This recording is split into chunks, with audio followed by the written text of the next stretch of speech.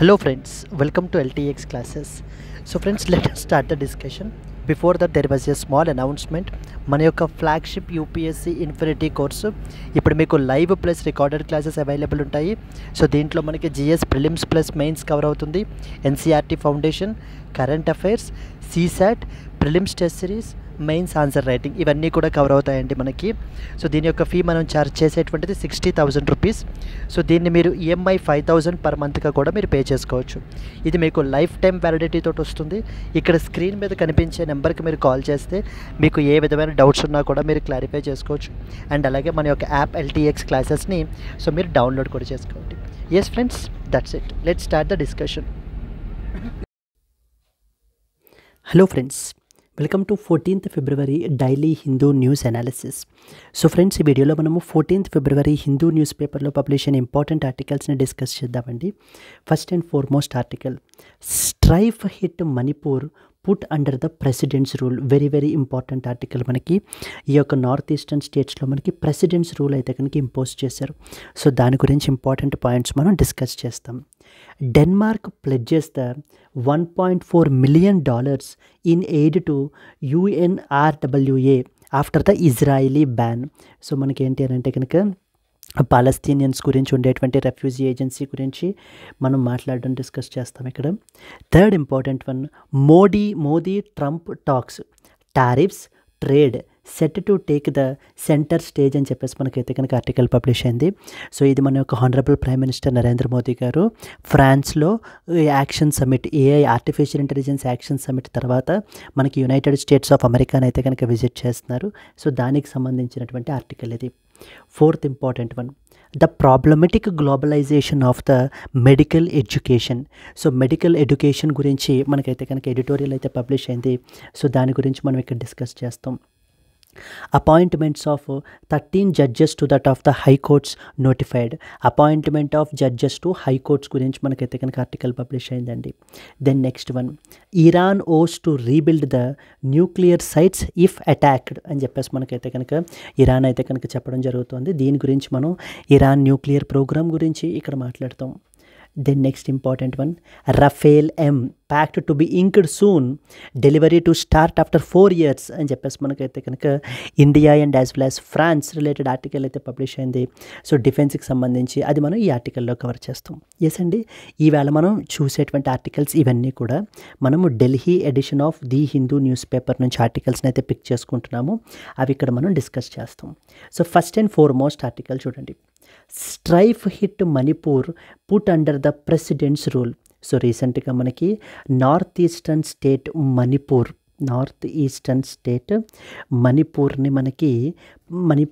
Presidents rule అండర్లో మనకి place చేయబడడం జరిగింది. అసలు ఏంటి ప్రెసిడెంట్స్ రూల్ అంటే ఏంటి అర్థం? ఇప్పుడు మనకి president will rule this particular state Manipur through governor. ఆ పర్టికులర్ స్టేట్ యొక్క గవర్నర్ ద్వారా మనకి ప్రెసిడెంట్ ఈ యొక్క స్టేట్ని మనకి రూల్ అయితే కనుక చేస్తారు. ఒరిజినల్లీ మనకి ఎవరు రూల్ చేసుకుంటారు? ఆ particular concerned state legislative assembly వీళ్ళు మనకైతే చూసుకోవడం జరుగుతుంది. బట్ ఎప్పుడైతే ప్రెసిడెంట్ రూల్ ఇంపోజ్ చేస్తారో so central government the president will take over the control. Okay, అంటే ఆ పర్టికులర్ స్టేట్ అనేది ఇంకా ఫర్దర్గా కొలాప్స్ అయిపోకుండా మనం కొంత స్టెబిలిటీ అనేటువంటి దాన్ని మెయింటైన్ చేయడం గురించి. అసలు ప్రెసిడెంట్స్ రూల్ అనేటువంటిది మనకి ఎక్కడి నుంచి వచ్చింది అంటే అసలు ఏంటిదంతా కూడా దేని అండర్లో మనకి వస్తుంది అని అంటే, మీరు పాలిటీలో మీరు ఆల్రెడీ చదివి ఉంటారు. There is something called emergency provisions అని ఉంటాయి మనకి. ఎమర్జెన్సీ ప్రొవిజన్స్ ఆ పేరులోనే ఉంది కదా, ఎమర్జెన్సీ. ఎప్పుడైనా సరే ఎమర్జెన్సీ సిచ్యువేషన్ వచ్చినప్పుడు ఈ ప్రొవిజన్స్ని ఇన్వోక్ చేస్తారు. మనకి ఎమర్జెన్సీ ప్రొవిజన్స్ అనేటువంటివి ఏ పార్ట్లో మనకి మెన్షన్ చేశారు? Part number 18 of the constitution of India. Yes, ఇది స్ట్రైట్ అవే మొన్న యూపీఎస్సీ 2024 ప్రిలిమ్స్లో మనకి ఇదే క్వశ్చన్ అడిగారండి. ఎన్ని పార్ట్స్ ఇచ్చి ఆ పర్టికులర్ పార్ట్ దాని అసోసియేటెడ్ దేనికి సంబంధించిన సబ్జెక్ట్ మ్యాటర్ అని చెప్పేసి మనకి అడగడం జరిగింది. సో మనకి part 18 of the constitution of India మనకి ఎమర్జెన్సీ ప్రొవిజన్స్ గురించి మాట్లాడుతుంది. అండ్ ఫ్రమ్ ఆర్టికల్ నెంబర్ 352 దగ్గర నుంచి 360 of the constitution of India మనకి ఎమర్జెన్సీ ప్రొవిజన్స్ రిలేటెడ్ ఆస్పెక్ట్స్ని మనకి డిస్కస్ చేస్తారు. ఈ ఎమర్జెన్సీ ప్రొవిజన్స్ యొక్క ఆబ్జెక్టివ్ ఏంటి, అసలు ఎందుకు పెట్టాలి ఎమర్జెన్సీ ప్రొవిజన్స్ అంటే కనుక it will enable the central government to meet the abnormal situations. ఎప్పుడైనా కూడా అబ్నార్మల్ సిచ్యువేషన్స్ వచ్చినప్పుడు, ఓకేనా, ఏదైనా ఆపద వచ్చినప్పుడు అబ్నార్మల్ సిచ్యువేషన్స్ని ఎఫెక్టివ్గా హ్యాండిల్ చేయడం గురించి ఎమర్జెన్సీ ప్రొవిజన్స్ అనేటువంటివి మనకి ప్లేస్ చేయబడడం జరిగింది. అంటే కాన్స్టిట్యూషన్లో ఉండే ఈ ఎమర్జెన్సీ ప్రొవిజన్స్ అస్తమాటువి యాక్టివ్లో ఉంటాయా? లేదు, ఎప్పుడైనా ఎమర్జెన్సీ సిచ్యువేషన్ వచ్చినప్పుడు మాత్రమే. సో మన కాన్స్టిట్యూషన్లో ఎన్ని different types of emergencies, mainly article 352 నుంచి 360 వరకు 3 డిఫరెంట్ టైప్స్ ఆఫ్ ఎమర్జెన్సీస్ అయితే కనుక మనకి ఇది చేశారు. ఫస్ట్ అండ్ ఫార్మోస్ట్ వచ్చేసి నేషనల్ ఎమర్జెన్సీ. దీని పేరు వచ్చేసి ఏంటంటే కనుక మొదటిది నేషనల్ ఎమర్జెన్సీ. నేషనల్ ఎమర్జెన్సీకి అదర్ నేమ్ ఏంటి మనకి? ప్రోక్లమేషన్ ఆఫ్ ఎమర్జెన్సీ అని పిలుస్తారు. అంటే ఈ ఎమర్జెన్సీ ఎప్పుడు ఇంపోజ్ చేస్తారు మనకి అని అంటే కనుక దీనికి సంబంధించి కొన్ని గ్రౌండ్స్ ఉన్నాయి. అంటే ఆ గ్రౌండ్స్ మీద మనకి ఈ నేషనల్ ఎమర్జెన్సీ అనేది ఇంపోజ్ చేయబడడం జరుగుతుంది. ఏవేంటి ఆ గ్రౌండ్స్? మొదటిది వార్, రెండవది ఎక్స్టర్నల్ అగ్రెషన్. సో మూడవది మనకి ఏంటంటే కనుక ఆర్మ్డ్ రెబెలియన్. ఈ 3 గ్రౌండ్స్ మీదన కూడా మనకి ఈ యొక్క నేషనల్ ఎమర్జెన్సీ అంటే ఎప్పుడైనా వార్ సిచ్యువేషన్ వచ్చినప్పుడు, ఫర్ ఎగ్జాంపుల్ చైనాతో కానీ పాకిస్తాన్తో కానీ మనకి వార్ సిచ్యువేషన్ వచ్చినా, లేదైనా ఎనీ ఎక్స్టర్నల్ అగ్రెషన్ ఉన్నా, లేకపోతే ఆర్మ్డ్ రెబెలియన్ జరిగినా కూడా మన యొక్క గవర్నమెంట్ మీదన, అలాంటప్పుడు మనకి నేషనల్ ఎమర్జెన్సీ అనేటువంటిది ఇంపోజ్ చేస్తారు. ఒరిజినల్గా ఆర్మ్డ్ రెబెలియన్ అనేటువంటిది ఒరిజినల్గా లేదండి. ఇంతకుముందు మనకి ఏంటంటే సంథింగ్ కాల్డ్ ఇంటర్నల్ డిస్టర్బెన్సెస్ అని చెప్పేసి ఉండేది. ఇంటర్నల్ డిస్టర్బెన్సెస్ అంటే ఇంతకుముందు గ్రౌండ్స్ ఏవేవి ఉండేవి? వారు, external aggression, internal disturbances. But ఆ తర్వాత మనకి ఏంటంటే కనుక ఇంటర్నల్ డిస్టర్బెన్సెస్ అనేటువంటి గ్రౌండ్ని తీసేసి ఆర్మ్డ్ రెబెలియన్ని మనకి గ్రౌండ్గా మనకి ప్లేస్ చేయబడడం జరిగింది. ఇప్పుడు ఇక్కడ స్టేట్ లెవెల్లో కూడా మనకి ఎలా అడుగుతారు? Which of the following is not a ground for declaring the national emergency? అంటే ద ఆన్సర్ వచ్చేసి మనకి internal disturbances is not a ground. ఇది మొదటి టైప్ ఆఫ్ ఎమర్జెన్సీ. ఏంటది? National emergency. దెన్ రెండవది ఏంటి? రెండవ టైప్ మనకి ఎమర్జెన్సీ ఏంటి మనకి? సెకండ్ టైప్ ఆఫ్ ఎమర్జెన్సీ వచ్చేసి we have something called presidents rule. So ఈ ప్రెసిడెంట్స్ రూల్ మనకి ఏంటంటే కనుక దీనికి అదర్ వర్డ్స్ కూడా మనకు ఉన్నాయి. ఏమని? కాన్స్టిట్యూషనల్ ఎమర్జెన్సీ అని పిలవచ్చు, కాన్స్టిట్యూషనల్ ఎమర్జెన్సీ, లేదా స్టేట్ ఎమర్జెన్సీ అని కూడా పిలవచ్చు. ఈ 3 పదాల్లో ఏ పదం వాడినా కూడా ఒక్కదాన్నే డినోట్ చేస్తుంది, ప్రెసిడెంట్స్ రూల్నే మనకి డినోట్ చేస్తుంది. సో ప్రెసిడెంట్స్ రూల్ అన్నా, కాన్స్టిట్యూషనల్ ఎమర్జెన్సీ అన్నా, స్టేట్ ఎమర్జెన్సీ అన్నా కూడా ఈ 3 ఒకటే. ఇది సెకండ్ టైప్ ఆఫ్ ఎమర్జెన్సీ మనకి. ఇది మనకి ఎవరు ఇంపోజ్ చేస్తారు? ప్రెసిడెంట్ ఇంపోజ్ చేస్తాడు. ఇంపోజ్ చేసినప్పుడు ఏమవుతుంది? ఆ పర్టికులర్ స్టేట్కి సంబంధించినటువంటి కంట్రోల్ అంతా సెంట్రల్ గవర్నమెంట్ అంటే ప్రెసిడెంట్ టేక్ ఓవర్ తీసుకుంటారు. అండ్ ప్రెసిడెంట్ ఆ స్టేట్లో ఉండేటువంటి గవర్నర్ ద్వారా, అంటే గవర్నర్కి డైరెక్షన్స్ ఇష్యూ చేస్తారు.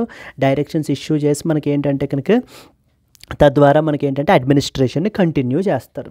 So that is second type of emergency, president's rule.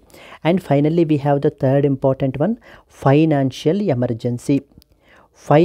Emergency సిచ్యువేషన్కి వచ్చేసరికి ఎప్పుడైనా మన యొక్క కంట్రీ ఎకనామిక్ ఇది కొలాప్స్ అయిపోయినప్పుడు, అలాంటి పరిస్థితుల్లో మనం ఏంటంటే కనుక ఫైనాన్షియల్ ఎమర్జెన్సీ అనేటువంటి దాన్ని మనకి ఇంపోజ్ చేయడం జరుగుతుంది. 352, 356, 360 ఈ ఆర్టికల్స్లో మనకి ఈ త్రీ టైప్స్ ఆఫ్ ఎమర్జెన్సీస్ గురించి మనకైతే కనుక మెన్షన్ చేయబడడం జరిగింది. మొదటిది నేషనల్ ఎమర్జెన్సీ, రెండవది ప్రెసిడెంట్స్ రూలు, మూడవది ఫైనాన్షియల్ ఎమర్జెన్సీ. ప్రెసిడెంట్స్ రూల్ ఇప్పుడు మన టాపిక్ దేని గురించి? So the second one, that is presidents rule గురించి మన topic. Presidents rule also known as constitutional emergency, also known as state emergency. అంటే ఏదైనా ఒక స్టేటు ఆ స్టేట్లో ఉండేటువంటి కాన్స్టిట్యూషనల్ మెషినరీ బ్రేక్ డౌన్ అయితే కనుక, లేదా ఆ స్టేటు కాన్స్టిట్యూషన్కి అనుగుణంగా మనకి ఏంటి అని అంటే కనుక ఇది వర్క్ చేయకపోతూ ఉంటే కనుక, అలాంటి స్టేట్లో మనకి ఏం చేస్తారంటే ప్రెసిడెంట్స్ రూల్ అనేటువంటి దాన్ని మనకి ఇంపోజ్ చేయబడడం జరుగుతుంది. క్లియర్. ఇంకా detailed points with respect to presidents rule మనం అయితే కనుక డిస్కస్ చేస్తామండి. ఇక్కడ మనం మణిపూర్ తీసుకుంటే గత 2 సంవత్సరాలుగా మనకైతే కనుక మణిపూర్ న్యూస్లో ఉంది. ఎందుకంటే కనుక ఎథనిక్ వైలెన్స్ అనేటువంటిది జరుగుతుంది. Ethnic violence,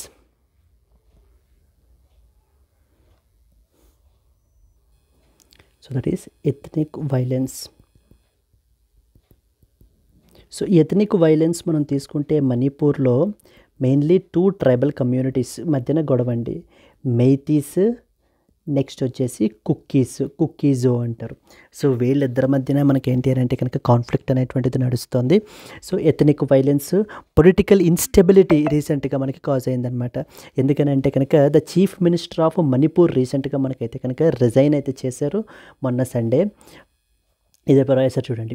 4 days after the Manipur Chief Minister N. Biren Singh resigned, President's rule was imposed on Thursday in the northeastern state that has been affected by ethnic violence for the past 2 years. గత 2 సంవత్సరాలుగా మణిపూర్ మనకి ఏంటి అంటే కనుక మండిపోతుందన్నమాట. Ethnic violence నడుస్తుంది ఇక్కడ. Tribal communities ఇద్దరు, mainly 2 main tribal communities మధ్యన ఫైటింగ్ అనేటువంటిది నడుస్తుంది.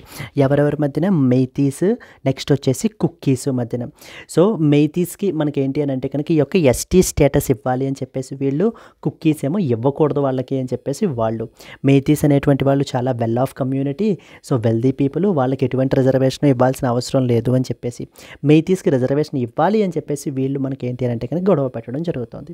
సో దానివల్ల ఈ యొక్క పొలిటికల్ ఇన్స్టెబిలిటీ, దాంతోపాటు ఈ పొలిటికల్ ఇన్స్టెబిలిటీని కౌంటర్ చేయడం గురించి మనకి ఏంటంటే సెంట్రల్ గవర్నమెంట్ ఇప్పుడు ప్రెసిడెంట్స్ రూల్ని మనకి ఇంపోజ్ చేశారు. ఏమేం తెలియాలి? ఇంపార్టెంట్ పాయింట్స్ గురించి మనం ఇప్పుడు మాట్లాడుకుందాం. President's rule was imposed in Manipur. Under a article అండర్లో మనకి ప్రెసిడెంట్ రూల్ని ఇంపోజ్ చేస్తారు? Article number 356 of the constitution అండర్లో మనకి ఇంపోజ్ చేస్తారండి. ఎవరు ఇంపోజ్ చేస్తారు? ప్రెసిడెంట్ ఇంపోజ్ చేస్తారు. కానీ ఆ తర్వాత మళ్ళీ ఒకటి ఇంపోజ్ చేస్తే సరిపోతుందా? పార్లమెంట్ యొక్క అప్రూవల్ కావాలి. 2 నెలల్లో మళ్ళీ పార్లమెంట్ యొక్క అప్రూవల్, అంటే Lok Sabha and as well as Rajya Sabha ఇద్దరూ మనకి ఏంటంటే కనుక దీనికి ఆమోదం తెలపాలన్నమాట, కంటిన్యూ చేయమని చెప్పేసి. Okay. After the resignation of the chief minister N Biren Singh following the political instability and అలాగే ethnic violence in the state. So political instability అనేటువంటిది ఉంది అండ్ ఎథనిక్ కాన్ఫ్లిక్ట్స్ అయితే కనుక మనకి నడుస్తున్నాయి కదా, Kukis and as well as the Meiteis మధ్యన కాన్ఫ్లిక్ట్ గురించి మనం మాట్లాడుకున్నాం. Now imposition of the president's rule in Manipur. ఎవరు ఇంపోజ్ చేస్తారండి? ప్రెసిడెంట్ ఇంపోజ్ చేస్తారు. అందుకనే మన యొక్క honourable president Droupadi Murmu issued a proclamation under a article 356 of the constitution అండర్లో మనకి ఇంపోజ్ చేశారు. గవర్నర్ ఎవరు మనకి ఇప్పుడు మణిపూర్లో? Ajay Kumar Bhalla. He submitted a report recommending the imposition of president's rule in the state. జనరల్గా ఒక పర్టికులర్ స్టేట్లో ప్రెసిడెంట్స్ రూల్ ఇంపోజ్ చేయాలి అని అంటే కనుక ఆ స్టేట్ యొక్క గవర్నరు మనకి ఏం చేస్తారంటే ప్రెసిడెంట్కి ఒక రిపోర్ట్ రాస్తారనమాట. మా స్టేటు కాన్స్టిట్యూషన్కి అనుగుణంగా మనకి ఏంటి అని అంటే కనుక మనకి వర్క్ చేయలేదు, కాన్స్టిట్యూషనల్ మిషనరీ బ్రేక్ డౌన్ అయ్యింది, కాబట్టి there is a necessity that మా స్టేట్లో ప్రెసిడెంట్ రూల్ని ఇంపోజ్ చెయ్యండి అని చెప్పి గవర్నరు ప్రెసిడెంట్కి మనకి ఒక రిపోర్ట్ సబ్మిట్ చేస్తారు. ఆ రిపోర్ట్ని ఆధారంగా చేసుకుని మనకి ప్రెసిడెంట్ ఏం చేస్తారు అని అంటే కనుక ఆ స్టేట్లో ప్రెసిడెంట్ రూల్ని ఇంపోజ్ చేయబడడం జరుగుతుంది. అప్పుడు ప్రెసిడెంట్ గవర్నర్కి డైరెక్షన్స్ ఇష్యూ చేస్తారనమాట. అంటే ఎలా అడ్మినిస్టర్ చేయాలి అనేటువంటిది డైరెక్షన్స్ అన్ని అడ్మినిస్టర్ ఇస్తూ ఉంటే గవర్నర్ వాటిని మనకి ఏంటంటే ఇంప్లిమెంట్ చేస్తూ ఉంటారు. So it is directly by president, but మనకి ఏంటంటే కనుక గవర్నర్ ద్వారా. సో ఎప్పుడైతే మనకి ప్రెసిడెంట్ రూల్ ఇంపోజ్ చేస్తారో అలాంటప్పుడు స్టేట్ అసెంబ్లీని అంటే ఎలక్టెడ్ స్టేట్ అసెంబ్లీ మనకి అయితే సస్పెండ్ అవుతుంది, లేకపోతే డిజాల్వ్ అవుతుంది. ఇక్కడ మణిపూర్లో చూస్తే కనుక the state assembly is under suspended animation but not dissolved. So dissolved అయితే చేయలేదు, ఎయిదర్ సస్పెండెడ్ ఆర్ డిజాల్వ్డ్ అయితే కనుక అవుతుంది. ఇప్పటికీ there are so many instances అండి. One of the most misused provision ఏదన్నా ఉంది అని అంటే కనుక మొదటిది ప్రెసిడెంట్ రూల్, మొదటిది. రెండోది వచ్చేసి ఏంటంటే కనుక ఆర్డినెన్స్. సో ఇవి రెండు, వీటిల్ని ఇప్పుడు మనకి ఏంటంటే కనుక ప్రెసిడెంట్ రూల్ని మనకి చాలా కమిషన్స్ చెప్పాయి. Like Sarkaria commission, Punchhi commission, ఇవందరూ కూడా ఏంటంటే ప్రెసిడెంట్ రూల్ అనేది లాస్ట్ రిసార్ట్గా మనకి యూజ్ చేయాలి. ఎందుకనంటే ఇప్పుడు చూడండి, స్టేట్స్ అటానమీ అనేటువంటి దెబ్బతింటోంది. స్టేట్ లెజిస్లేటివ్ అసెంబ్లీ, ఎలక్టెడ్ అయినటువంటి స్టేట్ లెజిస్లేటివ్ అసెంబ్లీ మనకి ఏమవుతుంది అని అంటే కనుక సస్పెండ్ అయిపోతుంది.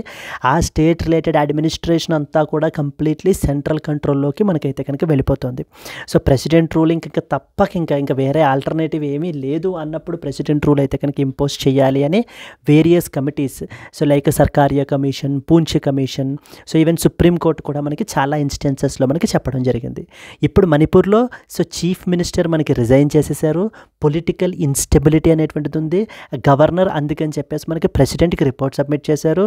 ఏమని, మణిపూర్ని కాన్స్టిట్యూషన్కి అనుగుణంగా మేము ఏంటి అని అంటే కనుక కంటిన్యూ చేయలేము, అడ్మినిస్ట్రేట్ చేయలేము, కాన్స్టిట్యూషనల్ మిషనరీ అనేటువంటిది బ్రేక్ డౌన్ అయ్యింది అని చెప్పి మనకి ప్రెసిడెంట్కి రిపోర్ట్ సబ్మిట్ చేశారు. అందుకని ప్రెసిడెంట్ థర్స్డే మనకి ఏంటంటే ప్రెసిడెంట్ రూల్ని ఇంప్లిమెంట్ చేయడం జరిగింది. ఇక్కడతో అయిపోతుందా? ఇప్పుడు మనకి ఏమవ్వాలి, ఇది మళ్ళీ వితిన్ రెండు నెలల లోపల పార్లమెంట్ నుంచి అప్రూవల్ కావాలి, Lok Sabha and as well as Rajya Sabha నుంచి. సో ద లాస్ట్ టైం మనకి ప్రెసిడెంట్స్ రూల్ 2001-2002లో ఇంపోజ్ చేశారండి. అప్పుడు అరౌండ్ 277 days మనకైతే కనుక ఇంపోజ్ చేయబడడం జరిగిందనమాట.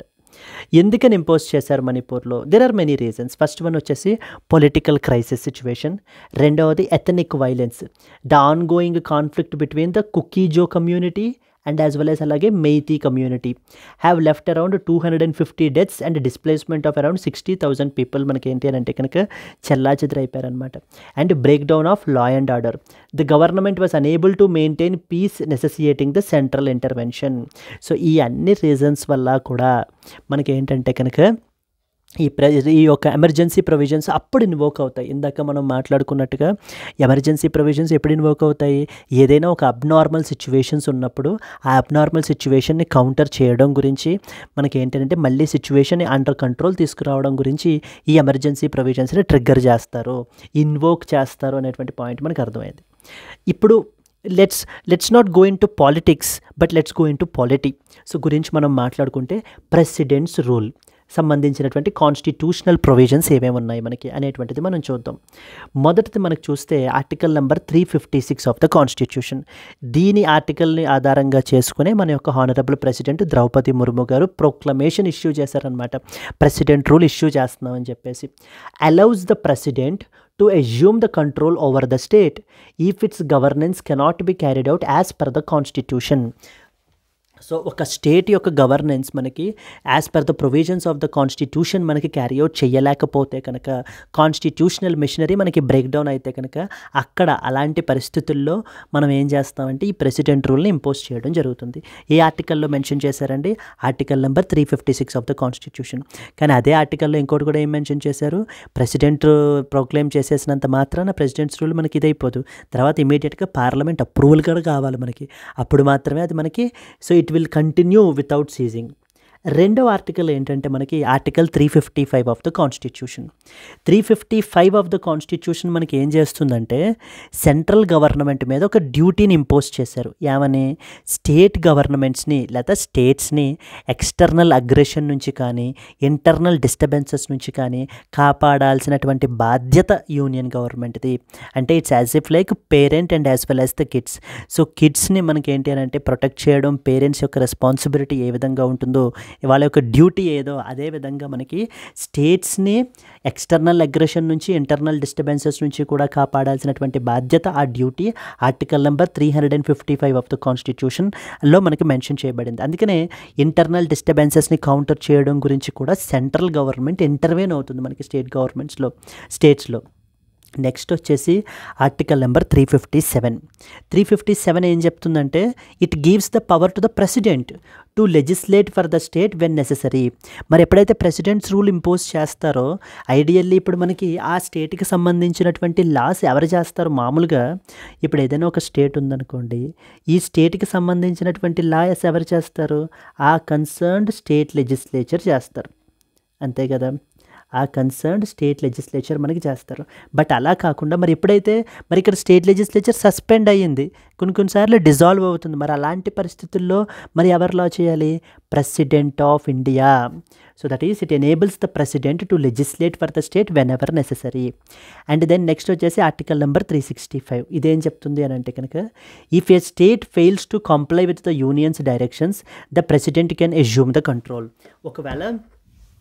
ఒకవేళ మనకి ఏంటంటే కనుక స్టేట్ గవర్నమెంట్ యూనియన్ గవర్నమెంట్ ఇచ్చినటువంటి డైరెక్షన్స్ని సో కాంప్లై చేయకపోయినా, రిఫ్యూజ్ చేస్తున్నా, అలాంటప్పుడు కూడా president can assume the control. So ఏమేమి ఆర్టికల్స్ మనకి? That is article number 355, 356, 357 and 365. So these are the articles అండి. Break down grounds for imposition of president's rule. ఇందాక మనము లైక్ ప్రొక్లమేషన్ ఆఫ్ ఎమర్జెన్సీ చూసాం, అంటే నేషనల్ ఎమర్జెన్సీకి సంబంధించినటువంటి గ్రౌండ్స్ చూసాం. ఏమేంటి? War, external aggression, armed rebellion. ఇదేంటి ఇప్పుడు? Grounds for imposition of president's rule. ఒకవేళ స్టేట్లో కాన్స్టిట్యూషనల్ మిషనరీ అనేటువంటిది బ్రేక్ డౌన్ అయితే కనుక అప్పుడు గవర్నర్ మనకి ప్రెసిడెంట్కి రికమెండ్ చేస్తారు. ఏమనే చూడండి, if the governor reports that the state government cannot function according to the constitution, then అలాంటి సందర్భాల్లో. రెండవది వచ్చేసి ఏంటంటే failure to follow the union directions. If the state government refused to comply with the central government's instructions, అప్పుడు కూడా మనకైతే కనుక president rule impose చేయొచ్చు. ఒకవేళ పొలిటికల్ ఇన్స్టెబిలిటీ అనేటువంటిది ఉంటాయి ఇప్పుడులాగా మనకి, for example if the no party secures a majority, coalition government break down అయిపోయినా, if the chief minister fails to prove the majority in the assembly, ఇలాంటి సర్కమ్స్టాన్సెస్లో కూడా. సిమిలర్లీ ఎలక్షన్స్ ఒకవేళ ఆ స్టేట్లో కండక్ట్ చేయాల్సినటువంటి ఎలక్షన్స్ మనకి పోస్ట్ పోన్ అయిపోతాయి, అంటే ఏదైనా వార్ వల్ల, న్యాచురల్ డిజాస్టర్ వల్ల, ఎపిడమిక్ వల్ల, అలాంటప్పుడు కూడా మనకి ఏంటంటే ప్రెసిడెంట్ రూల్ మనకి ఇంపోజ్ చేయొచ్చండి. సో ఇక్కడ మనం ఇందాక మాట్లాడుకున్నట్టుగా పార్లమెంటరీ అప్రూవల్ అనేది అవసరమా? Yes. President's rule must be approved by both the houses of the parliament within 2 months. ఇది చాలా ఇంపార్టెంట్ ప్రిలిమ్స్ పర్స్పెక్టివ్లో. ఇప్పుడు అప్కమింగ్ యూపీఎస్సీ ఎగ్జామ్స్లో మరి ఇప్పుడు రీసెంట్గా మనకి మణిపూర్లో ప్రెసిడెంట్స్ రూల్ ఇంపోజ్ చేశారు కాబట్టి definitely we can expect A question on this thing అండి. ఇనీషియల్లీ ముందు ప్రెసిడెంట్స్ రూల్ అనేది ముందు 6 months పాటు మనకి ఏంటంటే కనుక ఇంపోజ్ చేయబడుతుంది. ఆ తర్వాత it can also be extended for a maximum of 3 years పాటు మనం ఏంటంటే కనుక ప్రెసిడెంట్ రూల్ని ఎక్స్టెండ్ చేయొచ్చు ఒక పర్టికులర్ స్టేట్లో. బట్ కానీ ఎవ్రీ 6 monthsకి ఒకసారి పార్లమెంటరీ అప్రూవల్ కావాలి. సో ఇనీషియల్లీ 6 months, తర్వాత మళ్ళీ ఇంకా పెంచుకోవచ్చు అనమాట, అలా 3 years వరకు పెంచవచ్చు. బట్ కానీ 6 months, ఎవ్రీ 6 monthsకి ఒకసారి పార్లమెంటరీ అప్రూవల్ అయితే కనుక మనకు కావాలి, subject to parliamentary approval every 6 months. Similarly మనకి ఏంటంటే ఇంకొక ఎడిషనల్ సేఫ్ గార్డ్ మనకి ఏం యాడ్ చేశారంటే 44th కాన్స్టిట్యూషనల్ అమెండ్మెంట్ యాక్ట్ 1978 ద్వారా మనకి ఏం చేశారంటే extension beyond 1 year is allowed only if there is a national emergency is in force there are the election commission of India certified that state elections cannot be conducted. So ఇంకొక ఏడాది దాటి మనకి ఏంటంటే extend చేయాలి అని అంటే కనుక either national emergency అయినా ఇంపోజ్ అయ్యి ఉండాలి, నెక్స్ట్ వచ్చేసి ఎలక్షన్ కమిషన్ సర్టిఫై చేయాలి ఇక్కడ ఈ స్టేట్లో ఎలక్షన్స్ అనేటువంటివి కండక్ట్ చేయడం ఇప్పుడు చాలా డిఫికల్ట్ అని చెప్పేసి మనకి ఏంటంటే సర్టిఫై అయినా చేసి ఉండాలి, అప్పుడు మాత్రం మనం ఎక్స్టెండ్ చేయగలమని చెప్పేసి మనకు చెప్తున్నారు. ఇంపాక్ట్ ఎలా ఉంటుంది ప్రెసిడెంట్స్ రూల్ ఇంపోజ్ చేసినప్పుడు? ఎలా ఉంటుందంటే ఎగ్జిక్యూటివ్ పవర్ అనేటువంటిది ఇప్పుడు మనకి సెంట్రల్ గవర్నమెంట్కి షిఫ్ట్ అయిపోతుంది. సో ద ప్రెసిడెంట్ గవర్నర్ ద్వారా దాన్ని ఎక్సర్సైజ్ చేస్తారు. స్టేట్ లెజిస్లేచరు అయితే సస్పెండ్ అయిపోతుంది లేదా డిజాల్వ్ అవుతుంది. Parliament legislative powers over that particular state మనకి ఏంటంటే అజ్యూమ్ చేసుకుంటారు. సో ద గవర్నర్ ఆ పర్టికులర్ స్టేట్ని మనకి అడ్మినిస్టర్ చేస్తారు from assistance from that of the bureaucrats and as well as the advisers. High courts remain unaffected, high courts మీద effect అనేటువంటిది ఉంటుంది. సరే, ఇదంతా బాగానే ఉంది. ప్రెసిడెంట్ రూల్ని చాలా మిస్యూజ్ కూడా చేస్తారు, చాలా సందర్భాలు కూడా మనకైతే కనుక ఉన్నాయి అని చెప్పేసి కూడా మనం చూసాం. మరి ఇదే ప్రెసిడెంట్స్ రూల్కి జ్యుడిషియల్ రివ్యూ ఉంటుందా? So whether the president's rule is subjected to judicial review. So judicial review అంటే ఏంటి అని చెప్పేసి మనకి ఏంటంటే యూపీఎస్సీ 2020లో ఒకసారి మనకి అడిగారండి. అంటే జ్యుడిషియల్ రివ్యూ అంటే ఏంటంటే Supreme Court will review whether అంటే ద కాన్స్టిట్యూషనాలిటీ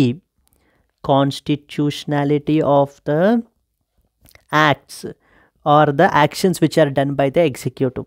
సో ఒక పర్టికులర్ చట్టం అనేది కాన్స్టిట్యూషన్కి వ్యతిరేకంగా ఉందా లేదా కాన్స్టిట్యూషన్కి కాంప్లిమెంటరీగా ఉందా అని చెప్పేసి మనకి రివ్యూ చేస్తుంది సుప్రీంకోర్టు. దేని అండర్లో దాన్నే మనకి ఏమంటామంటే జ్యుడిషియల్ రివ్యూ అని పిలుస్తాం. మరి ఇప్పుడు ప్రెసిడెంట్ ఒక పలానా స్టేట్లో ఈ స్టేట్లో ఇంక నేను అడ్మినిస్ట్రేషన్ అనేది అనుకున్న విధంగా క్యారీ అవుట్ అవ్వట్లేదు, అంటే కాన్స్టిట్యూషన్కి అనుగుణంగా క్యారీ అవ్వట్లేదు అని చెప్పి ఫీల్ అయ్యి సాటిస్ఫై అయ్యి ఒకవేళ ప్రెసిడెంట్స్ రూల్ ఇంపోజ్ చేస్తే మరలా ఆ తర్వాత దాన్ని జ్యుడిషియల్ రివ్యూలో ఛాలెంజ్ చేయొచ్చా అంటే, సో మనకి ఏంటంటే one famous case called as SR Bommai case అని చెప్పేసి ఉందండి. ఈ బొమ్మాయి కేసులో ఏం చెప్పారంటే judicial review is allowed for president's rule. So president ఏమైనా మాల్ ఇంటెన్షన్ తోటి, సో మనకి ఏంటంటే కనుక అంటే బ్యాడ్ ఇంటెన్షన్ తోటి ఆ యొక్క స్టేట్లో ప్రెసిడెంట్స్ రూల్ని ఇంపోజ్ చేశారా అనేటువంటి దాన్ని మనకి ఏంటంటే కనుక చెక్ చేస్తారు. అండ్ అలాగే governors report is also not final and the courts can also examine it's validity. రెండవది మనకి రామేశ్వర్ ప్రసాద్ కేసు అని చెప్పేసి ఉందండి. మనకి ఇందులో ఏం చెప్పారంటే ఆబ్జెక్టివ్ గ్రౌండ్స్ మీద మాత్రమే ఉండాలి తప్ప ఎటువంటి పొలిటికల్ రీజన్స్ కానీ సబ్జెక్టివ్ ఇంటర్ప్రిటేషన్స్ కానీ ఉండకూడదు అని చెప్పి రామేశ్వర్ ప్రసాద్ కేసులో మనకి సుప్రీంకోర్టు అయితే కనుక చెప్పడం జరిగింది. అండ్ అలాగే చాలా కమిషన్స్ కూడా మనకైతే కనుక మాట్లాడే one famous commission Sarkaria commission. Sarkaria commission president rule గురించి ఏం చెప్పారు, ఆర్టికల్ 356 అనేది ఇష్టానుసారం వాడకూడదు, ఇది it should be used as a last రిసార్ట్గా మాత్రమే యూజ్ చేయాలి అని చెప్పేసి మనకి చెప్పడం జరిగింది. Similarly the centre should warn the state before imposing the president's rule. Punchhi commission ఏం చెప్పింది, instead of imposing the president's rule in the whole state it should apply only to the affected areas. అంటే ఒక particular district అయ్యి ఉండొచ్చు, ఈ విధంగా మనం are group of districts అయ్యి ఉండొచ్చు, అక్కడ మాత్రమే రికమెండ్ పూంచి కమిషన్ మనకి ఏంటంటే ప్రెసిడెంట్స్ రూల్ని ఇంపోజ్ చేయాలి అని చెప్పేసి మనకైతే కనుక రికమెండ్ చేయడం జరిగిందండి. ఓవరాల్గా దీనికి సంబంధించినటువంటి పొటెన్షియల్ మెయిన్స్ క్వశ్చన్ మనకి ఎలా ఉండొచ్చు, critically analyse the provisions and implications of president rule in India, discuss the judicial interventions and recommendations to prevent its misuse. So prelims question, consider the following statements regarding the president's rule in India. First point, it can be imposed under Article 356 if a state government fails to function as per the constitution. Number 2, once imposed it remains in force for a maximum of 1 year with no further extensions. Which of the above statements is or are correct అని చెప్పేసి అడుగుతున్నారు మనకి. First statement correct అండి. Article 356 ఉపయోగించి మనకి ఏంటంటే కనుక state government ఒకవేళ కాన్స్టిట్యూషన్కి ఇదిగా మనకి వర్క్ చేయకపోతూ ఉంటే అలాంటప్పుడు ఇంపోజ్ చేయొచ్చు. రెండవది ఏంటి, ఒకవేళ ఇంపోజ్ చేస్తే it remains in force for a period of maximum period of not 1 year అండి, 3 years వరకు మనకైతే కనుక ఇంపోజ్ చేయొచ్చు అనమాట. విత్ నో ఫర్దర్ ఎక్స్టెన్షన్స్ అంటున్నారు, ఇది తప్పు స్టేట్మెంట్ ఇది. So 1 only is the answer. Clear? So president's rule is imposed under Article 356 when a state fails to function constitutionally. Initially it is valid for 6 months but it can be extended for up to 3 years with the parliamentary approval every 6 months. Clear? Let us move on to that of the next article. Denmark pledges the $1.4 million in aid to the UNRWA after the Israeli ban. So United నేషన్స్కి సంబంధించి ఒక important agency ఉందన్నమాట, UNRWA అని చెప్పేసి. So మనకి దీని గురించి మనం చూసుకుంటే కనుక UNRWA అంటే అర్థం ఏంటి, United nations Palestinian refugee agency అని చెప్పేసి ఈ బాడీ మనకు ఉంది. ఈ బాడీ మనకి ఏం చేస్తుంది అంటే కనుక ఈ ఏజెన్సీ మనకి పాలస్తీనియన్స్కి కావాల్సినటువంటి ఫుడ్ మెటీరియల్స్, మెడిసిన్స్, ఇవన్నీ కూడా వాళ్ళకి కావాల్సిన మెడికల్ ఎయిడ్ ఇదంతా కూడా మనకైతే కనుక ప్రొవైడ్ చేస్తూ ఉంటుంది. So clear. దీనికి సంబంధించి రీసెంట్గా ఏంటంటే ఇజ్రాయెల్ వాళ్ళు ఈ యొక్క UNRWAని మనకి ఏంటంటే బ్యాన్ చేశారనమాట.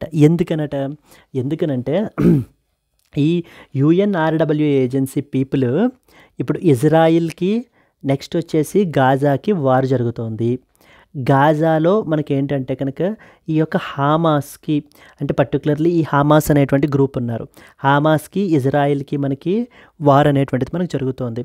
ఎప్పుడు ఈవెన్ మనకి 2023 నుంచి రీసెంట్గా హండ్రెడ్స్ ఆఫ్ రాకెట్స్ ఒకసారి మనకి ఏంటి అంటే కనుక ఇజ్రాయిలీ సాయిల్ మీద మనకి ఫైర్ అయితే చేయబడ్డాయి.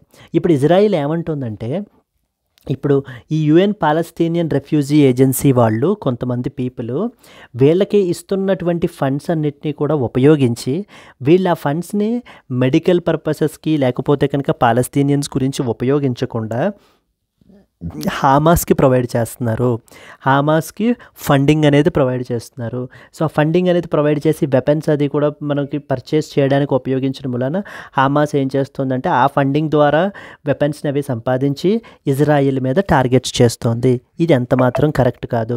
అలాంటప్పుడు ఇలాంటి ఏజెన్సీని మా సాయిల్ మీద వర్క్ చేయనివ్వడం అనేటువంటిది ఎట్టి పరిస్థితుల్లోనూ కుదరదు అని దీని మీద బ్యాన్ విధించిందనమాట. ఎవరు విధించారు? ఇజ్రాయిల్ వాళ్ళు దీని మీద బ్యాన్ విధించారు. ఇది వర్క్ చేయడానికి వీల్లేదు.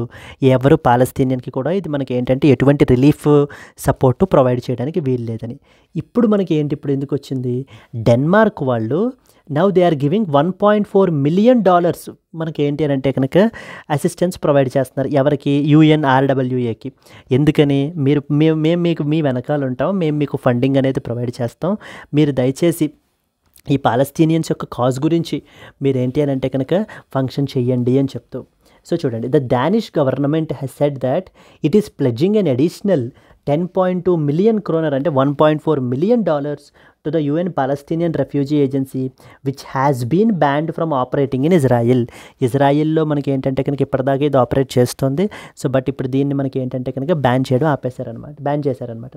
After Israel accused the UNRWA of providing the cover for the Hamas militants.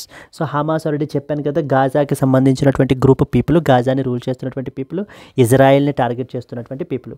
Israel passed a law to bar the agency from operating on Israeli soil as of January 30. Yes, ఇజ్రాయిల్లో ఒక law కూడా మనకి pass చేయడం జరిగింది.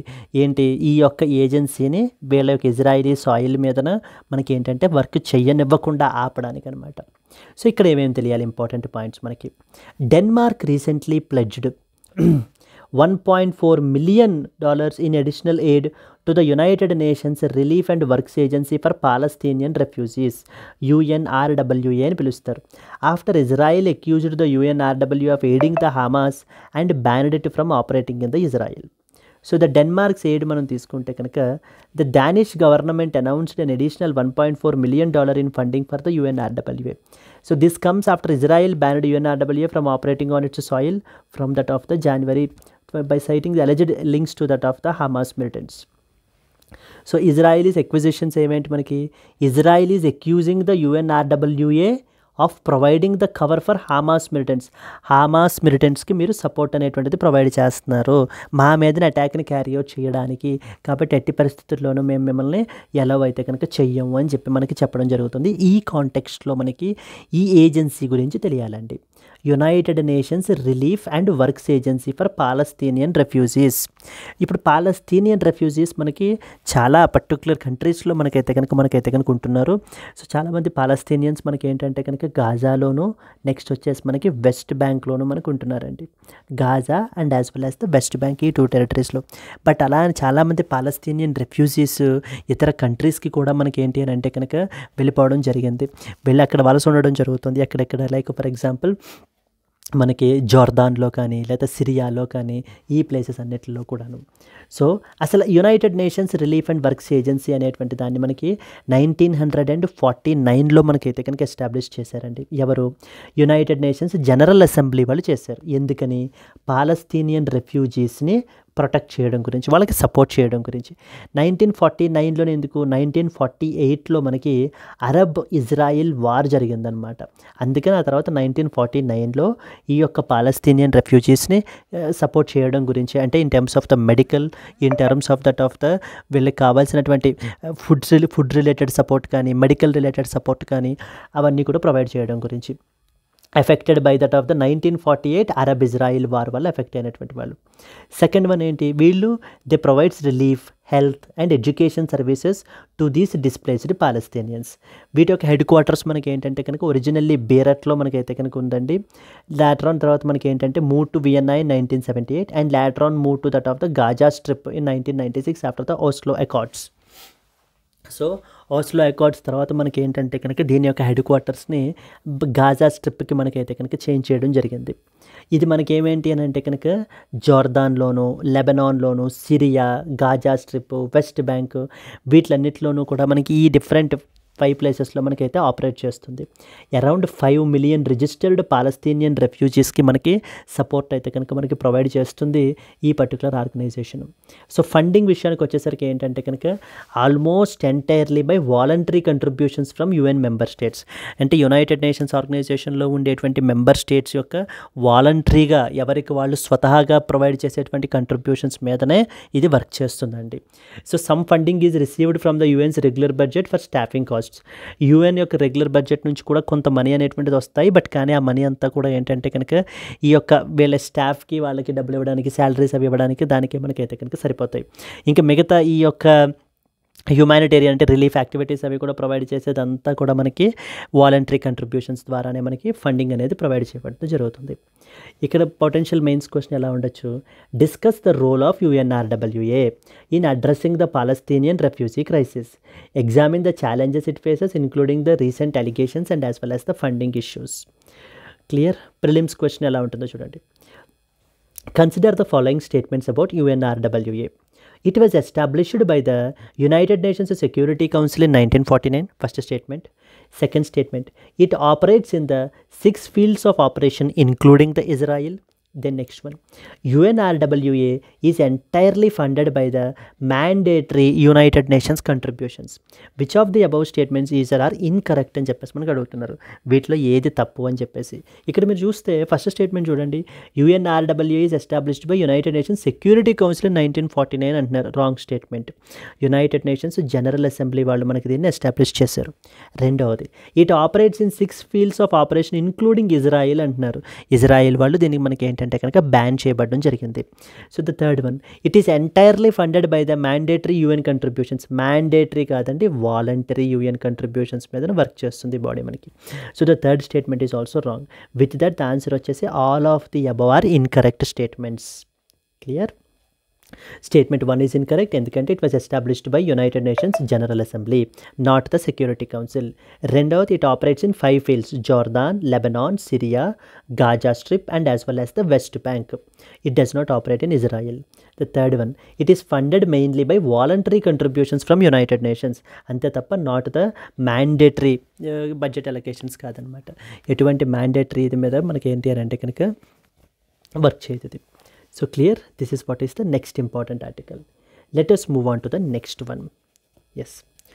Modi-Trump talks, tariffs, trade set to take the center stage. Yes అండి, this is another very important article మనకి India and as well as United states of America మధ్యన relation గురించి. So couple of days back నుంచి మనం చూస్తుంటే United states of America యొక్క president Donald Trump garu multiple executive ఆర్డర్స్ని మనకైతే సైన్ చేసి టారిఫ్స్ అనేటువంటి వాటిని ఇంపోజ్ చేస్తున్నారు. ఎగ్జాంపుల్ మనకి ఏంటంటే కనుక 25% టారిఫ్ని మనకి ఇంపోజ్ చేస్తున్నారు, లైక్ అల్యూమినియం మీదన.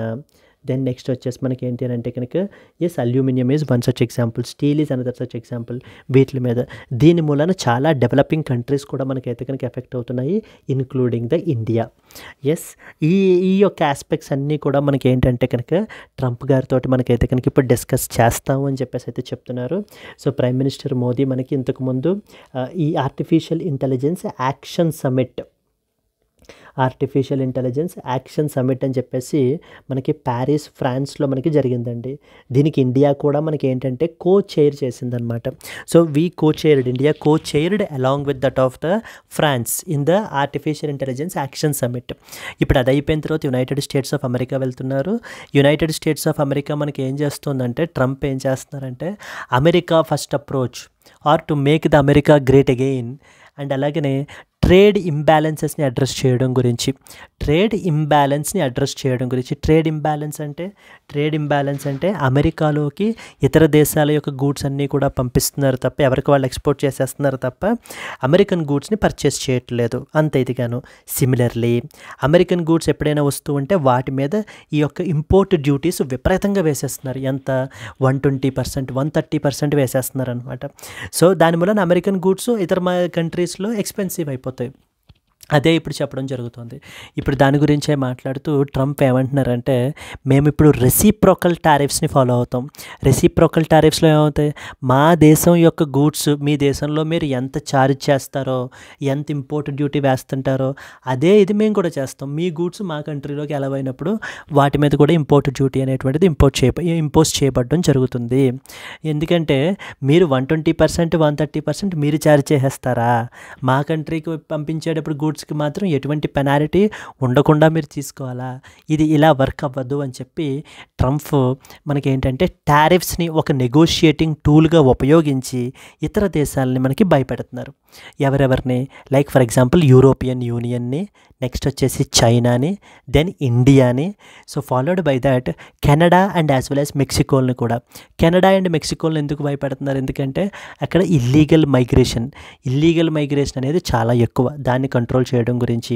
అండ్ అలాగనే డ్రగ్ ట్రాఫికింగ్, పర్టికులర్లీ ఫెంటానిల్ అంటారు, అలాంటి డ్రగ్స్ని ట్రాఫికింగ్ని కంట్రోల్ చేయడం గురించి ట్రంప్ ఏంటంటే ఇప్పుడు ఇంకా మీతో దాని గురించి డిస్కస్ చేయడం అనవసరం. అంటే ఇల్లీగల్ మైగ్రేషన్ని కంట్రోల్ చేయండి, లేకపోతేనేమో ఫెంటానిల్ డ్రగ్ ట్రాఫికింగ్ తగ్గించండి, మీ స్టేట్ నుంచి ఇది ఎక్కువ ఉంటుంది అని చెప్పి మీరు దాంతో మీ గురించి మాట్లాడడం అనవసరం. ఇంకా డైరెక్ట్గా నేను టారిఫ్స్ ఇంపోజ్ చేస్తాను అంటుంటే ఇప్పుడు మనకి ఏంటంటే కెనడా అండ్ మెక్సికో దిగొచ్చి ఇప్పుడు ఏం చేస్తున్నారు, ఇప్పుడు యుఎస్ ప్రెసిడెంట్ ట్రంప్ తోటి లాస్ట్ మినిట్ డీల్స్ చేసుకుంటున్నారు అనమాట. ఏమని, బాబు లేదు, మేము మీ కంట్రీలోకి ఎటువంటి ఇల్లీగల్ మైగ్రేషన్ జరగకుండా మేము ఏంటంటే కనుక మెజర్స్ తీసుకుంటాము, అలాగే డ్రగ్ ట్రాఫికింగ్ అనేటువంటిది కూడా జరగకుండా అది కూడా మేము ఏంటంటే కంట్రోల్ చేస్తాము, మా మీద ఇలాంటి టారిఫ్స్ తోటి బాధుడు వేసేయద్దు అని చెప్పి మనకి ఈ కంట్రీస్ అందరూ కూడా అడుగుతున్నారు. ఈవెన్ మనం కూడా ఏంటంటే కనుక దయచేసి మా ఇండియన్ గూడ్స్ మీద కూడా మీ కంట్రీలో టారిఫ్స్ని తగ్గించండి, మేము కూడా తగ్గిస్తాము అంటూ పీకన్ నట్స్ మీద వీటి మీద కూడా మనం టారిఫ్స్ అనేటువంటివి తగ్గిస్తున్నామండి. క్లియర్?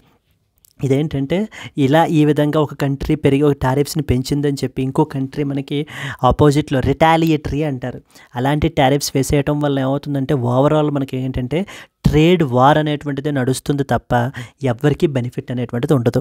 ఇక్కడ ఏమవుతుంది, ఇప్పుడు ఎక్స్పోర్ట్స్ మీద ఆధారపడుతున్నటువంటి చిన్న చిన్న micro small and medium enterprises కంపెనీలు నష్టపోతాయి. అండ్ అలాగనే ఇతర దేశాల నుంచి వచ్చేటువంటి ఇంపోర్ట్స్ మీద ఆధారపడేటువంటి కంపెనీస్ కూడా మనకి ఏంటి అని అంటే వాటిని రా మెటీరియల్స్గా యూస్ చేసుకుంటున్నటువంటివి కూడా మనకి ఎఫెక్ట్ అవుతాయి. సో ఓవరాల్గా మనకి ఏంటి ఇప్పుడు దీన్ని మనకి నెగోషియేట్ చేసి అందుకనే రాశారు చూడండి, like Modi Trump talks tariffs trade set to take the centre stage. Trade విషయానికి కూడా వచ్చేసరికి ఏంటంటే విపరీతమైనటువంటి ట్రేడ్ ఇంబ్యాలెన్స్ ఉంది అని చెప్పేసి మనం అయితే కనుక మాట్లాడడం జరిగింది కదా. Clear? These are the important points. Prime Minister Narendra Modi arrived in the Washington for bilateral talks with United States of America. Trump to discuss the key issues like such as trade గురించి, tariffs గురించి, immigration issues and Indo Pacific region, overall multiple issues గురించి మనకైతే కనుక discuss చేయడం గురించి అయితే కనుక మనకి వెళ్ళారండి. This follows Modi's stop in France. So France ఎందుకు వెళ్ళారు, ప్యారిస్ మనకి ఆర్టిఫిషియల్ ఇంటెలిజెన్స్ యాక్షన్ సమ్మిట్ని అటెండ్ చేయడం గురించి మనకైతే కనుక వెళ్ళారు. ఎస్, అక్కడ మనం ఏం అడాప్ట్ చేసుకున్నాం, ఒక జాయింట్ స్టేట్మెంట్ని అడాప్ట్ చేసుకున్నాం.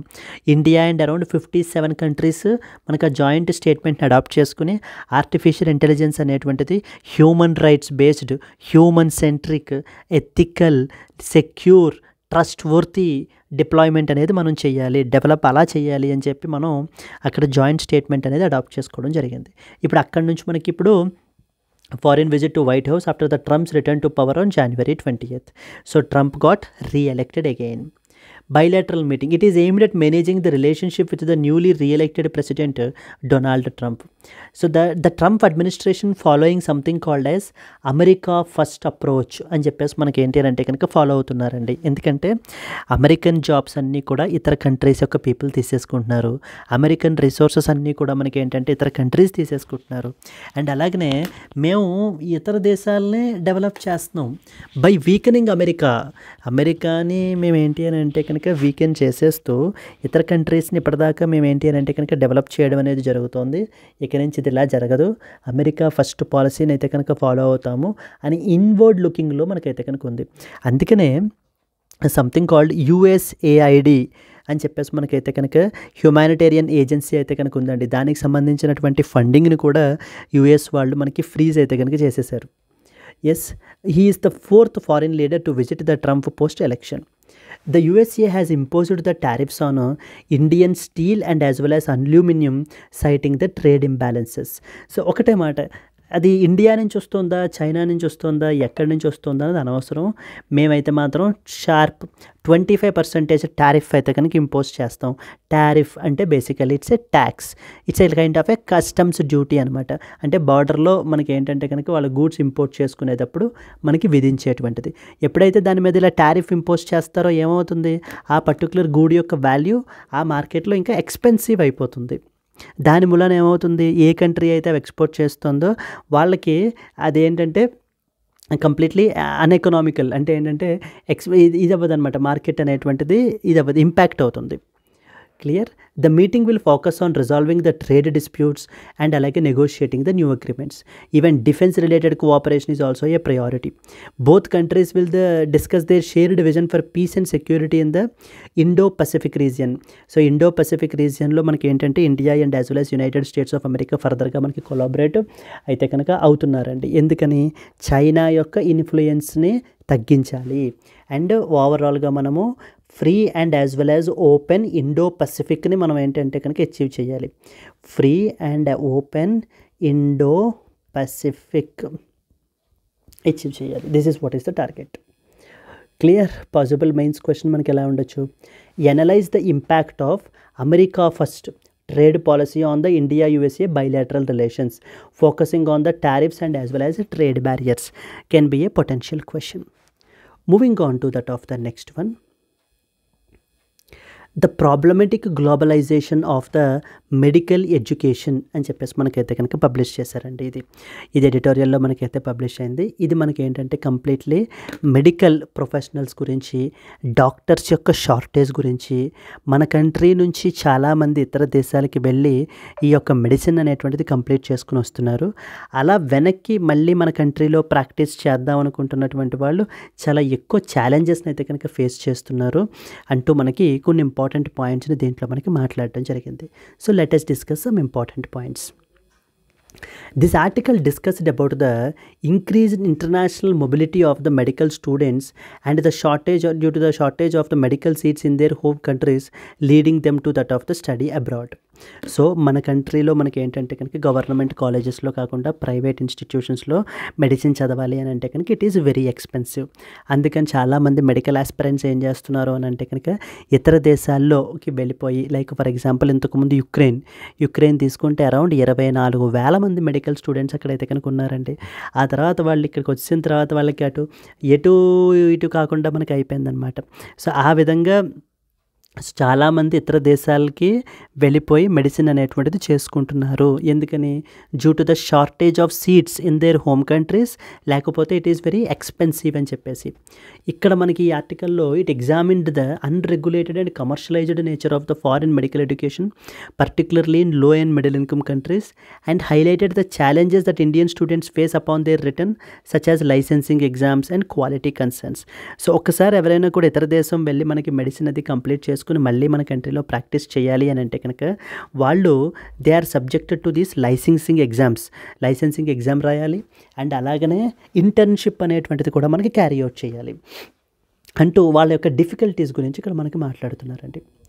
India is facing a severe shortage of doctors and అలాగే medical college students. Around annually 2.3 million students are competing only for just 700 to 750 medical colleges with 22,000 successful candidates. So due to the high cost of private medical colleges in India, many students are opting for foreign medical education like Russia, Ukraine, China, Philippines, Mauritius. ఇలా ఇతర దేశాలు మనకైతే కనుక medical education, మన కంట్రీలో private medical education అనేటువంటిది చాలా expensive అనేటువంటి ఉద్దేశంతో మనకి వెళ్ళిపోతున్నారు. ఎగ్జాంపుల్ తీసుకుంటే రష్యా యుక్రెయిన్ వార్ స్టార్ట్ అవ్వక ముందు యుక్రెయిన్ ఒక్కటే 24,000 మెడికల్ స్టూడెంట్స్ని మనకి ఏంటి అంటే కనుక ఉన్నారండి. సో దాంట్లో చాలామంది ఇండియన్సే అనమాట, ఇండియన్ మెడికల్ స్టూడెంట్సే ఉన్నారు. సెకండ్ ఇంపార్టెంట్ ప్రాబ్లం ఏంటంటే commercialisation of the foreign medical education. Completely మనకి ఏంటంటే చాలా ఇన్స్టిట్యూషన్స్ దీన్ని ఒక కంప్లీట్లీ ఒక హైలీ ప్రాఫిటబుల్ వెంచర్గా మనకైతే కనుక చూస్తున్నాయి.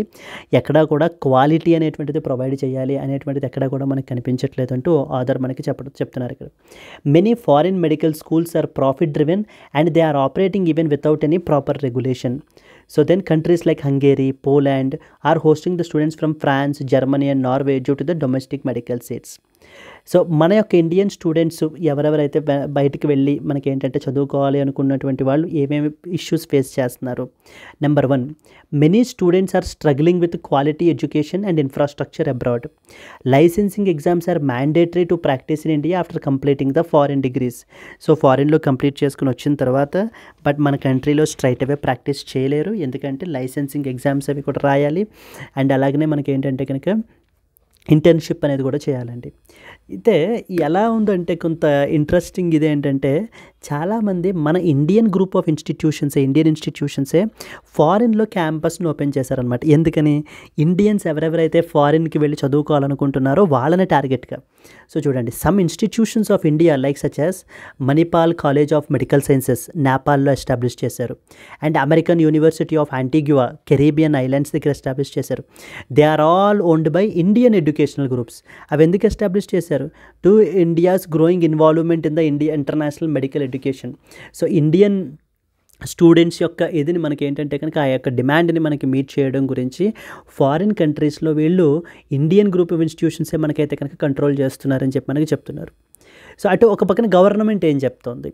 గవర్నమెంట్ ఏమంటుందంటే రీసెంట్గా యూనియన్ బడ్జెట్ ఫైనాన్స్ మినిస్టర్ మాట్లాడుతూ ఇప్పటికే మేము చాలా మెడికల్ సీట్స్ అయితే కనుక చాలా ఇంక్రీజ్ చేసాం, అరౌండ్ 130% లాస్ట్ డెకేడ్తో కంపేర్ చేసుకుంటే కనుక ఇంక్రీజ్ చేసాము అండ్ అలాగనే ఇంకో 10,000 అడిషనల్ సీట్స్ని అయితే కనుక 2026లో మేమైతే కనుక క్రియేట్ చేస్తాము అని చెప్పేసి మనకి నిర్మలా సీతారామన్ అయితే కనుక మనకి చెప్తున్నారండి. సో ఫైనల్గా ఓవరాల్గా మనకి ఆధార్ ఏమంటున్నారంటే స్ట్రాంగ్ రెగ్యులేషన్స్ అనేటువంటివి ఉండాలి to ensure quality medical education in both home and foreign institutions. Governments should increase the number of medical seats domestically to reduce dependency on foreign medical education. So డొమెస్టిక్లోనే మనకి ఏంటంటే కనుక నెంబర్ ఆఫ్ సీట్స్ని మనం increase చేయాలి. Licensing process should be streamline to ensure students returning from abroad can practise without any excessive hurdles. లేకుండా మనకి ఏంటంటే కనుక ఇతర దేశంలో మెడిసిన్ పూర్తి చేసుకుని వచ్చిన వాళ్ళు కూడా ప్రాక్టీస్ చేయడానికి వీలుగా సో మనకి ఏంటంటే ఫెసిలిటేట్ చేసే విధంగా ఉండాలి, అంతే తప్ప ఎక్సెసివ్ హర్డిల్స్ అనేటువంటిది ప్లేస్ చేయకూడదు. Yes, and more government funded medical ఇన్స్టిట్యూషన్స్ని ఎస్టాబ్లిష్ చేయాలి so that private profit driven colleges యొక్క మనకి ఏంటంటే కనుక వాటి మీద ఆధారపడడం అనేటువంటిది తగ్గించాలి. సో ఈ విధంగా చేయటం వల్ల మనకి ఏంటంటే కనుక మెడికల్ ఎడ్యుకేషన్ అనేటువంటిది ఇంప్రూవ్ అవుతుంది. This is what is the idea behind this article అండి. Clear? Let us move on to that of the next one. Appointments of 13 judges to the high courts notified recently. Yes, so రీసెంట్గా మనకి ఏంటంటే కనుక 13 జడ్జెస్ని మనకి 9 హైకోర్ట్స్కి మనకైతే కనుక appoint చేశారండి. So appointment of judges of high courts. So ఇప్పుడు సుప్రీంకోర్టు యొక్క జడ్జెస్ని కానీ లేకపోతే హైకోర్టు యొక్క జడ్జెస్ని కానీ మనకి ఎవరు అపాయింట్ చేస్తారు అని అంటే కనుక ప్రెసిడెంట్ ఆఫ్ ఇండియానే మనకైతే కనుక అపాయింట్ చేస్తారు. So the president of India will appoint the judges of both supreme court and as well as the high courts. So దీనికి సంబంధించి ఇంపార్టెంట్ పాయింట్స్ మనం ఏమేమి తెలుసుకోవాలన్నది ఈ ఆర్టికల్లో మనం చూద్దాం. The Union Law Ministry recently notified the appointment of 13 judges across the 9 high courts. They include both advocates and judicial officers, with some being elevated as permanent judges. Already existing మనకి ఏంటంటే కనుక అడ్వకేట్స్గా work చేస్తున్నటువంటి వాళ్ళని అంటే eligibility ఎవరైతే meet అవుతారో వాళ్ళని మనకి ఏంటంటే కనుక హైకోర్టు జడ్జెస్గా పర్మనెంట్ జడ్జెస్గా మనకైతే కనుక ఎలివేట్ చేయబడడం జరిగింది. ఇక్కడ మనకి ఏమేమి అపాయింట్మెంట్స్ చేశారనేది మెన్షన్ చేశారు. బట్ మనకి తెలియాల్సింది ఏంటంటే అండర్లయింగ్ ఇది మనకి తెలియాలి. సో రిలవెంట్ కాన్స్టిట్యూషనల్ ప్రొవిజన్స్ ఏమున్నాయి అనేటువంటిది మనకి తెలియాలి. First one, organisation of high courts. So మనకి సుప్రీంకోర్టు అనేటువంటిది ఒకటే ఉంటుందండి. హైకోర్ట్స్ వచ్చేసి మనకి ఫర్ ఎవ్రీ స్టేట్ 1 హైకోర్టు అయితే కనుక మనకి ఇచ్చేసారు. బట్ కానీ 2 or more స్టేట్స్కి కూడా సేమ్ హైకోర్ట్ని కూడా అపాయింట్ చేయొచ్చు. Ideally each state will have a high court. But కానీ parliament can establish a common high court for 2 or more స్టేట్స్కి ఒక కామన్ హైకోర్ట్ని మనం అయితే కనుక ఎస్టాబ్లిష్ చేయొచ్చు. Parliament can extend or curtail a high court's jurisdiction over a union territory. ఒక union territory మీద మనకి ఏంటంటే కనుక పార్లమెంట్ ఒక హైకోర్టు జ్యూరిస్డిక్షన్ అంటే దాని యొక్క పరిధిని మనకి ఏంటంటే కనుక ఒకవేళ పెంచాలన్నా తగ్గించాలన్నా కూడా మనకి చేయొచ్చు అని చెప్పేసి మనకి చెప్తున్నారు. అపాయింట్మెంట్. సో హైకోర్టు జడ్జెస్ని మనకి ఎవరు అపాయింట్ చేస్తారు? Appointed by the president of India. First important point తెలియాలి.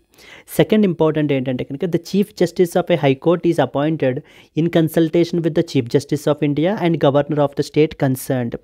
సో ఒక మనకి ఏంటంటే ఒక హైకోర్టు యొక్క చీఫ్ జస్టిస్ని అపాయింట్ చేయాలి అని అంటే president will consult the CJI and as well as the governor of that state concerned. If a common high court అయితే కనుక then governors of all that concerned states will be consulted. For other judges, the CJI must consult a collegium of 2 senior most Supreme Court judges before recommending the names. So మనకి ఏంటంటే normally Supreme Court జడ్జెస్ని appoint చేయాలి అని అంటే కనుక so that is CJI plus 4 senior most judges ఉంటారు collegium సిస్టంలో. అలాగే ఇక్కడ కూడా మనకి ఏంటంటే కనుక CJI plus 2 senior most Supreme Court judges ఉంటారు హైకోర్టుకి సంబంధించినటువంటి కొలీజియం అపాయింట్ చేయడంలో. ఒక పర్టికులర్ పర్సన్ మనకి హైకోర్టు జడ్జిగా అపాయింట్ అవ్వాలంటే ఏమేం క్వాలిఫికేషన్స్ ఉండాలి? So he should be a citizen of India, must and షుడ్గా. Second one, ఏదైనా ఒక జ్యుడిషియల్ ఆఫీస్ని in India for at least 10 years hold చేసి ఉండాలి. లేదా హైకోర్టులో ఏదైనా హైకోర్టులో మనకి 10 years పాటు మనకి ఏంటి అంటే కనుక వర్క్ చేసి ఉండాలి. అలాంటప్పుడు వాళ్ళని మనం ఏంటంటే కనుక హైకోర్టు జడ్జిగా మనకైతే కనుక అపాయింట్ చేస్తారండి. సో ఒక హైకోర్టు జడ్జి మనకి 62 years ఆఫ్ ఏజ్ వచ్చేంత వరకు మనకి ఏంటి అని అంటే కనుక he will hold the office. ఒకవేళ రిజైన్ చేసేయాలనుకుంటే కనుక he can do that by writing it to the president. అదే హైకోర్టు జడ్జిని రిమూవ్ చేయాలి అని అంటే కనుక ఎవరి రికమెండేషను? పార్లమెంట్స్ రికమెండేషన్ అనేటువంటిది అవసరం మనకి. ఎవరు రికమెండ్ చేస్తారు? ప్రెసిడెంటే రిమూవ్ చేస్తారు. బట్ కానీ upon the parliament's recommendation so he will be removed. He will vacate the office when appointed to either Supreme Court or transferred to that of the another High Court. ఏదైనా other హైకోర్టుకి transfer చేసినప్పుడు లేదా supreme కోర్టుకి ఫర్దర్గా పైకి elevate చేసినప్పుడు అలాంటప్పుడు he will vacate the office as well. Discuss the process of appointment and removal of high court judges in India. How does the collegium system impact the judicial independence? So can be a potential question అండి మనకి. So appointment of high court judges very very important. Couple of days back మీరు చూస్తే something called as ad hoc judges అని చెప్పేసి కూడా మనకైతే కనుక రీసెంట్గా న్యూస్లో ఉన్నారు. అడ్హాక్ జడ్జెస్ని అపాయింట్ చేయడం గురించి రీసెంట్గా మనకి సుప్రీంకోర్టు 2021లో చెప్పినటువంటి జడ్జిమెంట్లో ఉండేటువంటి కండిషన్స్ని కొంత మనకైతే కనుక రిలాక్స్ చేయడం అయితే కనుక జరిగింది. సో ఈ పాయింట్ కూడా సో లాస్ట్ 2 to 3 వీడియోస్లో మనం కవర్ చేసాం. దయచేసి అడ్హాక్ జడ్జెస్ గురించి కూడా తెలుసుకోండి, ఎందుకంటే ఎగ్జామ్ పర్స్పెక్టివ్లో ఇది కూడా చాలా important. Clear? Moving on to that of the so next question చూడండి. ప్రిలిమ్స్ క్వశ్చన్ ఎలా అడుగుతారు? Who of the following or who appoints the judges of the high courts in India? So chief justice of India, prime minister of India, president of India, parliament of India. ఎవరు మనకి judges of the హైకోర్ట్ని మనకైతే కనుక appoint చేస్తారు? The answer వచ్చేసి మనకి so that is C president of India will appoint. The President of India will appoint the High Court judges in consultation with Chief Justice of India, the Governor of the state and Chief Justice of that concerned High Courts. Clear? These are the important points that you are expected to know. Moving on to that of the next article. Iran owes to rebuild the nuclear sites if attacked. So Iran మీకు ఏం చెప్తుంది అని అంటే కనుక ఒకవేళ మా యొక్క nuclear సైట్స్ని attack చేసి మీరు ఒకవేళ డిస్ట్రాయ్ చేస్తే మేమైతే కనుక క్రియేట్ చేసుకుంటాము, మేము మరలా రీబిల్డ్ చేస్తాం. మీరు 100 న్యూక్లియర్ ఇన్స్టలేషన్స్ని మీరు అటాక్ చేస్తారా? మేము 1000 క్రియేట్ చేస్తాం, రీబిల్డ్ చేస్తాం అంటూ ఇరాన్ మనకి ఏంటంటే కనుక ఒక స్ట్రాంగ్ కౌంటర్ని మనకైతే కనుక ఇవ్వడం జరుగుతుందండి. ఎవరెవరికి? Particularly to the states of Israel, to the countries of Israel and as well as United states of అమెరికాకి. ఇరాన్ మనకి ఏంటంటే కనుక ఇజ్రాయిల్, USA ఇరాన్ మీద అలిగేషన్స్ ఉన్నాయి. ఏమని? ఇరాన్ పీస్ఫుల్ న్యూక్లియర్ ప్రోగ్రామ్ని మేము పర్స్యూ చేస్తున్నాము అని చెప్పేసి న్యూక్లియర్ బాంబ్స్ని మనకైతే కనుక తయారు చేస్తుంది. ఓకే, యురేనియం ఎన్రిచ్మెంట్ని అవసరమైన దానికంటే కూడా, అంటే ఎలక్ట్రిసిటీ జనరేషన్ దాని అవసరమైన దానికంటే కూడా దాని యొక్క కాన్సన్ట్రేషన్ ఇంకా ఎక్కువ ప్యూరిఫై చేస్తుంది.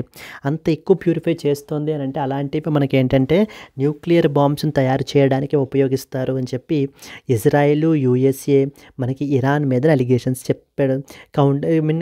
Attack వేస్తున్నారండి.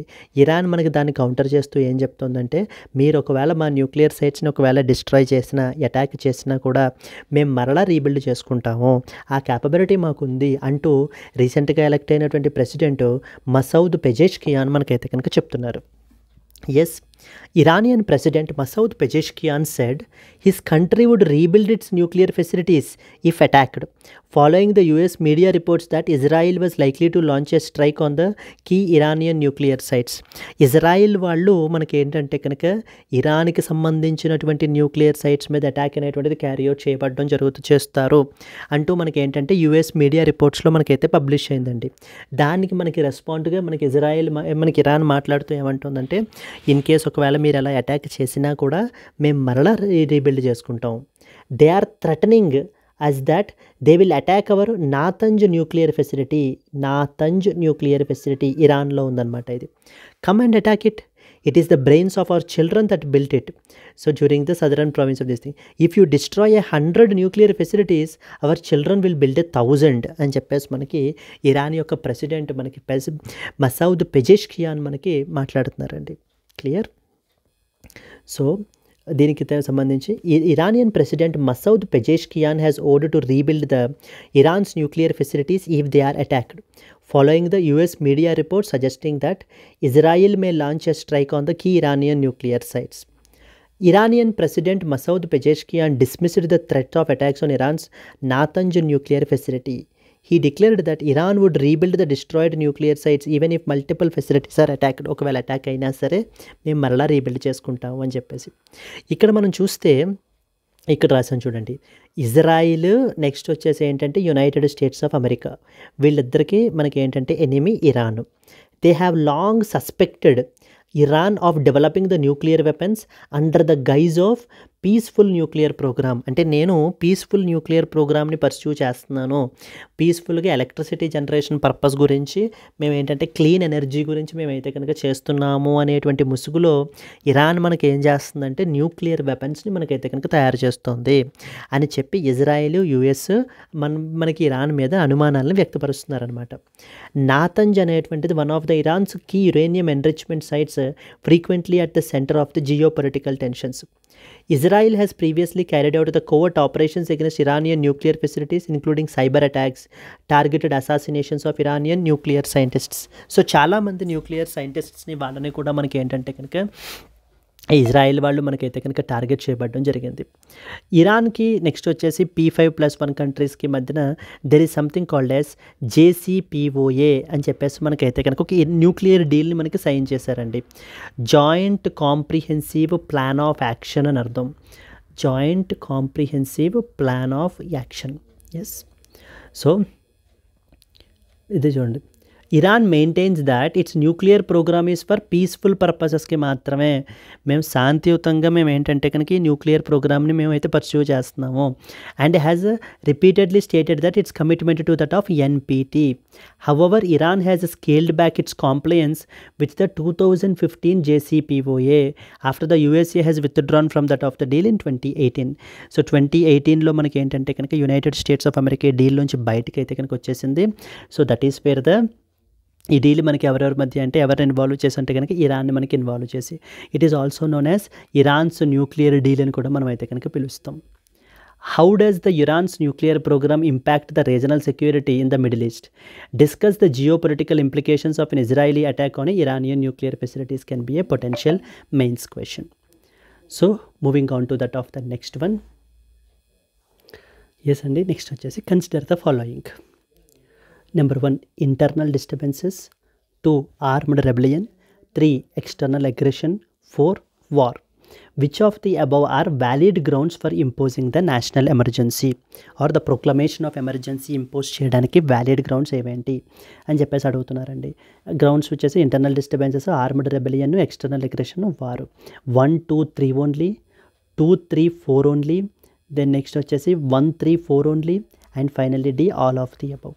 So if you know the answer, please comment your answer, and at the same time, if you have liked the video, please do like it, and let's meet again in the next Hindu news analysis.